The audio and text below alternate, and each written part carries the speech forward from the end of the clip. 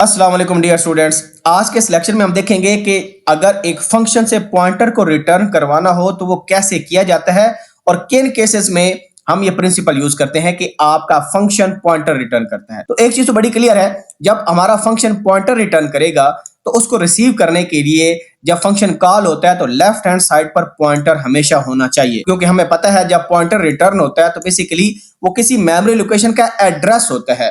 तो एड्रेस को रिसीव करने के लिए हमारे पास पॉइंटर होना चाहिए। तो यहां पर आप देख रहे हैं कि लाइन नंबर 9 में मैंने एक फंक्शन कॉल किया रिटर्न पॉइंटर के नाम से, उसमें कोई भी आर्गुमेंट नहीं है। और लेफ्ट हैंड साइड पर क्योंकि पॉइंटर हमने बनाया क्योंकि उसमें एड्रेस हम स्टोर करना चाहते हैं जब फंक्शन पॉइंटर रिटर्न करेगा। तो ये फंक्शन की डेफिनेशन है। अब हम करते ये हैं कि लेट्स सपोज यहां पर एक लोकल वेरिएबल बनाते हैं। तो सबसे पहले ये देखते हैं कि क्या लोकल वेरिएबल का अगर हम एड्रेस रिटर्न करें उस फंक्शन से, क्या ये पॉइंटर में उस लोकल वेरिएबल की इंफॉर्मेशन आ जाएगी या नहीं आएगी। तो हमने लोकल वेरिएबल बनाया, अब इसका एड्रेस हम रिटर्न करते हैं यहां। तो जब भी एक लोकल वेरिएबल का एड्रेस आपको रिटर्न करना हो तो हम सिंपल क्या यूज करते हैं, %x। तो ये पॉइंटर बेसिकली यही चीज शो करता है। और ये जो लोकल वेरिएबल x का एड्रेस है ये कहां पर स्टोर हो जाएगा, ptr के अंदर स्टोर हो जाएगा। अब यहां पर हम इस जो लोकल वेरिएबल है इसका कंटेंट जो है शो भी कर लेते हैं यूजिंग दिस पॉइंटर। तो हमें पता है डी रेफरेंसिंग ऑपरेटर यूज करना पड़ेगा, यानी ये इनडायरेक्शन ऑपरेटर है। ये क्या करता है कि ये जो x का मेमोरी एड्रेस है वो स्टोर है ptr के अंदर, और $ptr लिखेंगे तो उसमें जो वैल्यू है वो शो हो जानी चाहिए। लेकिन हमें पता है कि लोकल वेरिएबल जब फंक्शंस खत्म होते हैं तो लोकल वेरिएबल्स भी खत्म हो जाते हैं और वो फंक्शन भी खत्म हो जाता है। तो इसका मतलब ये हुआ कि ptr के पास ऐसा एड्रेस है जो कि अब एग्जिस्ट नहीं कर रहा, क्योंकि जब फंक्शन कॉल हो गई तो हमारे पास कंट्रोल दोबारा यहां पर ट्रांसफर हो गया, तो ये फंक्शन अब एग्जिस्ट नहीं करता। इसके सारे लोकल वेरिएबल्स डिलीट हो चुके हैं, मेमोरी फ्री हो चुकी है। तो इस वजह से यहां पर हमें वार्निंग मिलेगी। हम इसको रन करते हैं तो ये आप देख रहे हैं इन function int static return pointer, इन इस फंक्शन के अंदर हम क्या कर रहे हैं, address of local variable x return. हम एक लोकल वेरिएबल का एड्रेस जो है रिटर्न कर रहे हैं। अब इसका हल क्या है, इसका सोल्यूशन ये है कि हमें डायनामिकली मेमोरी एलोकेट करनी पड़ेगी कि हम यहां पर एक इंटीजर बनाएंगे जो कि हीप पर क्रिएट होगा। तो यहां पर हम पॉइंटर बनाएंगे, let's suppose int star p is equal to, हम लिखते हैं न्यू इंट। यहां पर हम एक इंटीजर क्रिएट करते हैं और उसको पॉइंट कौन कर रहा है, ये p पॉइंट कर रहा है। अब याद रखें क्योंकि हमने हीप पर वेरिएबल क्रिएट किया और उसका मेमोरी एड्रेस इस पॉइंटर में स्टोर है, तो जब पॉइंटर को रिटर्न करना हो तो हम %% यूज नहीं करते। हम अगर यहां पर p लिखें फिर भी एरर आएगा क्योंकि वो ऑलरेडी पॉइंटर है। हमने पॉइंटर रिटर्न करना है और पॉइंटर के अंदर कौन सा एड्रेस है, ये जो हमने हीप पर एक वेरिएबल क्रिएट किया। तो सिंपल हम p लिखेंगे। जब भी आप पॉइंटर रिटर्न करते हो तो उसका नाम लिखना होता है, लेकिन जब आप एक इंटीजर रिटर्न कर रहे हैं, एक सिंपल वैल्यू रिटर्न कर रहे हैं, तब आपने %% यूज कर। ये जो लोकेशन है इसका एड्रेस p में स्टोर है, तो ये जो p के अंदर एड्रेस है उसको रिसीव कौन करेगा, ptr करेगा। तो अब ptr के पास इंफॉर्मेशन होगी इस 5 की। Now run it. तो देखिए हमारा 5 क्या आ गया, आंसर आ गया।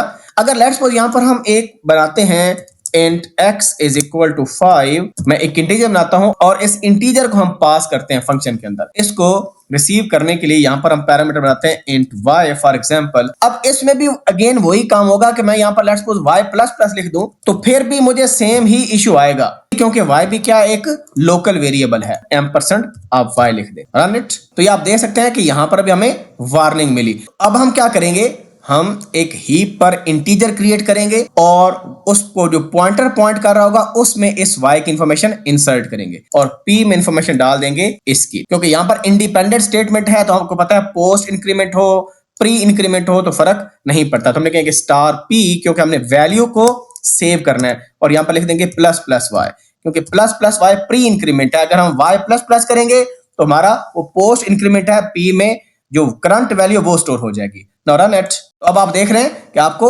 6 वैल्यू मिली। अगर आप सिंपली y++ करते हैं तो जो करंट वैल्यू y की है वो स्टोर होगी इस पॉइंटर में, लेकिन y खुद अपडेट हो जाएगा। Now run it. अब देखें आपको 5 मिली। अब यहां पर एक बहुत इंपॉर्टेंट पॉइंट है कि क्योंकि ये जो p है ये डायनामिकली मेमोरी एलोकेशन के जरिए क्रिएट हुआ है पॉइंटर, और ptr के अंदर इस p की इंफॉर्मेशन है। तो इसका मतलब है कि जब हमने इसको यूज कर लिया तो हमने जो हीप पर वेरिएबल बनाया उसको डिलीट भी करना है, यानी इस पॉइंटर को डिलीट भी करना है। तो इस पॉइंटर को यूज करने के बाद आप यहां पर इसको डिलीट कर देंगे। तो डिलीट क्या लिखेंगे, डिलीट ptr लिखना है आपने। आपने p नहीं लिखना यहां पर, p इस वजह से नहीं लिखना क्योंकि p यहां पर क्रिएट हुआ है, मेन में वो एक्सेस नहीं हो सकता क्योंकि ptr के अंदर किसकी इंफॉर्मेशन है, इस पॉइंटर की इंफॉर्मेशन है। जब आपने डिलीट कर दिया तो उसके बाद मैंने क्या बोला था कि ptr के अंदर आपने नल पॉइंटर इंसर्ट कर देना है। Null pointer basically zero address होता है, क्योंकि जब ptr डिलीट हो गया तो ptr स्टिल उसी लोकेशन को पॉइंट कर रहा है जो कि अब एग्जिस्ट नहीं कर रही। देखिए ये सिंपल सा प्रोग्राम है जिसमें हम एक एरे को रिटर्न कर रहे हैं थ्रू अ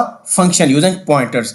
तो ये सिंपल देखिए, यहां पर हमारे पास साइज एक वेरिएबल है, यहां पर हम क्रिएट एरे का फंक्शन कॉल कर रहे हैं और उसमें ये जो आर्गुमेंट साइज का ये पास कर रहे हैं। बेसिकली हम एरे क्रिएट कर रहे हैं जिसका साइज कितना होगा, 5 होगा। और लेफ्ट हैंड साइड पर क्या है, एक पॉइंटर हमने बनाया एरे के नाम से, क्योंकि हम जो फंक्शन बना रहे हैं क्रिएट एरे वो पॉइंटर रिटर्न कर रहा है। तो फंक्शन के अंदर चलते हैं। ये फंक्शन हमारे पास है क्रिएट एरे के नाम से और ये क्या रिटर्न कर रहा है, पॉइंटर रिटर्न कर रहा है। यहां पर हम क्या कर रहे हैं, एक्चुअली एक एरे क्रिएट कर रहे हैं क्योंकि फंक्शन का नाम से आ रहा है क्रिएट एरे, और वो एरे हम कहां बना रहे हैं, हीप पर बना रहे हैं यूजिंग डायनामिकली मेमोरी एलोकेशन। तो जो साइज में नंबर होगा 5 हमारे पास है, तो हमारे पास 5 जो है इंटीजर्स बन जाएंगे। बेसिकली एक एरे बन जाएगी जो कि 5 इंटीजर्स की होगी। हमने लूप बनाया और यहां पर उस एरे के एलिमेंट्स को इनिशियलाइज कर रहे हैं। तो जब i की वैल्यू 0 होगी तो i + 1 क्या हो जाएगा, 1। फर्स्ट एलिमेंट आपका 1 हो जाएगा, सेकंड 2, 3, 4 एंड 5। तो ये हमारे पास एरे हो गई। और हमें पता है कि जब हम पॉइंटर को रिटर्न करते हैं तो उसका नाम ही लिखते हैं। तो अब ये जो a डबल आ रहा है ये पॉइंटर है, इसको रिसीव कौन करेगा, मेन के अंदर ये एरे ARRAY वायर इसको रिसीव करेगा। तो इस पॉइंटर के अंदर एड्रेस है ARR का, जो कि क्रिएट कहां पर हुआ, हीप पर क्रिएट हुआ यूजिंग डायनामिक मेमोरी एलोकेशन। तो अब क्योंकि एरे के अंदर इस ARR का एड्रेस है जो कि हीप पर स्टोर है, तो हम क्या कर सकते हैं, इस एरे को यूज करके अपनी एरे को एक्सेस कर सकते हैं, जो कि अभी हमने यहां पर क्रिएट की थी। तो इस वजह से ये जो लूप लगा हुआ है ये उस एरे के एलिमेंट को डिस्प्ले कर रहा है और उसके बाद हम उस एरे को डिलीट कर रहे हैं। और क्या करना चाहिए कि इस एरे को नल पॉइंटर असाइन कर देना चाहिए बाद में। ठीक है, हम रन करते हैं इसको। तो ये देखिए 1 2 3 4 5 आंसर आ गया। अब यहां पर देखिए जी, हमारे पास एक एरे हमने बना ली, मेन के अंदर क्रिएट कर ली। आप यूजर से इनपुट लेकर भी कर सकते हैं, जिस तरह मैंने पिछले लेक्चर में बताया था कि यूजर से साइज लेंगे और डायनामिकली मेमोरी एलोकेशन को यूज करके आप एरे क्रिएट भी कर सकते हैं। ये हमने एरे बना ली। अब हम ये फाइंड करना चाहते हैं कि इस एरे की मिड वैल्यू क्या है। हम अज्यूम करते हैं कि जो एरे होगी ये सॉर्टेड एरे है। अगर सॉर्टेड एरे नहीं है तो आप इसको पहले सॉर्ट करेंगे, तो हमारा आंसर क्या आना चाहिए, ये 3 आंसर आना चाहिए। तो उसके लिए हमने एक मीडियन का फंक्शन बनाया और हमें पता है कि जब हम एरे बनाते हैं तो एरे का नाम ही पास किया जाता है एज एन आर्गुमेंट, जो कि एक कांस्टेंट पॉइंटर का काम करती है। तो उसके बाद साइज देना है जो कि 5 है। और इसके देखें जो लेफ्ट हैंड साइड है वहां पर हमने एक पॉइंटर बनाया मिड वैल्यू का। कहने का मतलब है ये जो मीडियन फंक्शन है ये एक पॉइंटर रिटर्न करेगा। अब हम जाते हैं मीडियन फंक्शन के अंदर, ये देखिए पॉइंटर रिटर्न कर रहा है। अब इसके आर्गुमेंट देखें, जब एरे पास करते हैं तो यहां पर हमने उस एरे की जो डाटा टाइप है वो इंट है और यहां पर एरे का नाम लिखेंगे और स्क्वायर ब्रैकेट यूज करना है। ये नोटेशन में ऑलरेडी कवर कर चुका हूं जब हमने एरे को पास किया था फंक्शन के अंदर।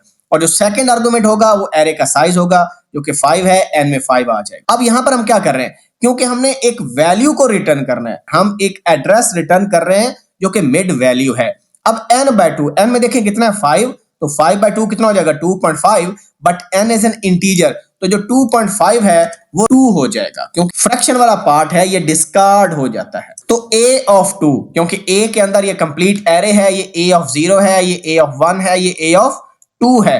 तो हमारे पास ये जो an/2 है ये किसके बराबर आ जाएगा, ये बराबर सिंपल आ जाएगा a of 2 के। अब a of 2 हमें पता है कौन सा एलिमेंट है, 3 है। तो बेसिकली हम ये जो 3 है जो कि मिड वैल्यू है इसका एड्रेस रिटर्न कर रहे हैं, क्योंकि ये सिंपल एक वैल्यू है इस वजह से हमने m% यूज किया। ये एड्रेस आ जाएगा इस मिड वैल्यू पॉइंटर के अंदर। ये पॉइंटर बेसिकली उस वैल्यू को पॉइंट कर रहा है जो कि मिड वैल्यू है और यहां पर हम इसको शो कर रहे हैं। और नेट हमें 3 आंसर मिलना चाहिए। तो ये देखें 3 आंसर मिल गया। अब उसके बाद करना क्या चाहिए कि जो मिड वैल्यू का पॉइंटर है इसको आपने डिलीट भी करना है। ये पॉइंटर हमने डिलीट कर दिया और डिलीट करने के बाद ये जो हमारा पॉइंटर है इसमें हमने किसको इंसर्ट करना है, नल पॉइंटर को करना है। तो समरी ये है कि जब लोकल वेरिएबल्स बनाएं तो उसका एड्रेस हम रिटर्न नहीं करते। नंबर 2, हम क्या करते हैं, हम डायनामिक मेमोरी एलोकेशन अगर कर रहे हैं तो तब हम पॉइंटर रिटर्न कर सकते हैं, या वो वेरिएबल एज एन आर्गुमेंट पास हुआ हो। जिस तरह यहां पर देखें, ये जो एरे एज एन आर्गुमेंट पास हुई है, तो इस केस में हमने उस वेरिएबल का एड्रेस रिटर्न कर लिया। तो ये जी था आज का lecture. See you in the next video. अपना ख्याल रखें। अल्लाह हाफिज नासिर।